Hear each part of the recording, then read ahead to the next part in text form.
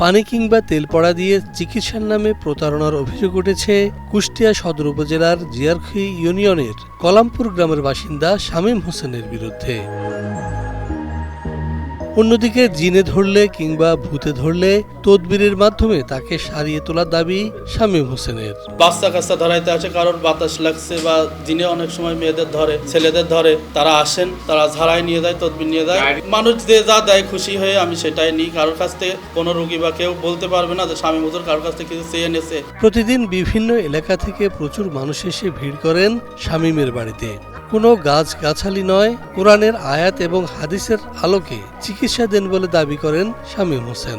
26-27টা করে সিরিয়ালের লোক হয়, দাদা 30-35 জন করে লোক আসে, আর একটা রুগীর সাথে 2-3 জন করে এমনি আসে। কোরআন শরীফের আয়াত দিয়ে তাবিজ তদবিরটা দিয়ে। বিষয়টি সামাজিক যোগাযোগ মাধ্যমে ছড়িয়ে পড়লে তদন্তে আসেন জেলা সিভিল সার্জন ডাক্তার আকুল উদ্দিন। তার মতে শামীমের দেওয়া এই চিকিৎসার কোনো বৈজ্ঞানিক ভিত্তি নেই। অ্যাকচুয়ালি আমাদের চিকিৎসা বিজ্ঞান বা বিজ্ঞান মতে ঝাড়ফুঁকের মাধ্যমে কোনো রোগ সারার কথা না। এটা একটি নন সায়েন্টিফিক বা অবৈজ্ঞানিক পদ্ধতি, এটা এবং ঠিক না। এবং আমাদের অনেক ধরনের রোগী এখানে ইনডাইরেক্টলি প্রতারিত হচ্ছে। হাদিস কোরআনের বিষয়টা ভিন্ন, বাট চিকিৎসা বিজ্ঞানের নিয়ম অনুসারে এটা যায় না, চিকিৎসা বিজ্ঞানের সঙ্গে এটা ম্যাচ করে না। কোনো রোগ হলে আসলে আমাদের চিকিৎসকদেরই চিকিৎসা গ্রহণ করতে হবে। 8ম শ্রেণী পর্যন্ত স্কুলে লেখাপড়া করেছেন শামীম। এরপর ভর্তি হয়েছেন একটি মাদ্রাসায়। সেখানে মাওলানা বিভাগে পড়ে ইমামতি করেন স্থানীয় একটি মসজিদে। পাশাপাশি বাড়িতে বসে নিয়মিত দেন ঝাড়ফুঁক। শামীমের আয় থেকে নয়, বরং তার ব্যক্তিগত আয় থেকে সংসার চলে বলে দাবি করেন শামীমের বাবা। যে যা খুশি মনে দেয় ওইগুলো নেয়। এই বাচ্চাকালে তো এমনি করে, আর আমি গরু পালি, এই দিয়ে আমি চলি। পুলিশ আসলো কেন আমি তো জানি না, আমি তো মূর্খ। এদিকে প্রতারণামূলক চিকিৎসার অভিযোগে শামীম হোসেনকে আটক করে নিয়ে গেছে পুলিশ। অন্যদিকে সাধারণ মানুষ বলছেন তার চিকিৎসায় উপকৃত হয়েছেন তারা।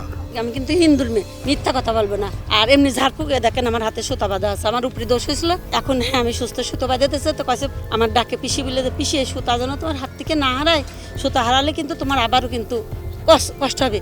আমি আসছিলাম, আমার এক খালাতো ভাই ভূতে ধরেছিল, হ্যাঁ জেনে ধরেছিল, তো বললো যে একটু আসেন তো। তাই যা ভাইস্তে বললাম, জেন তাইড়ে দিল, ওই খুব হাল করতেছিল। ভাইস্তে এই ঝাড়ফুঁক করিয়ে ইনশাল্লাহ সে সুস্থ হয়ে গেল। বলছেন এই হাঁটু ব্যথার জন্য উনি একটু তেল মেল মালিশ করে দেয়, তাই পায়ের হাঁটুর জন্য ভালো হয়। এখানে ভাইকটি দেখা অনেক ভালো, এই জন্যই আসে। সমস্যা হয়েছিল অন্য উপরে সমস্যা হয়েছিল, তো এই ভাই কাজ দেখা খুবই ভালো আছে। হ্যাঁ, শেষ খবর পাওয়া পর্যন্ত এ ধরনের কাজ না করার শর্তে শামীম হোসেনকে মুচলেকা নিয়ে ছেড়ে দেওয়া হবে বলে জানা গেছে পুলিশ সূত্রে।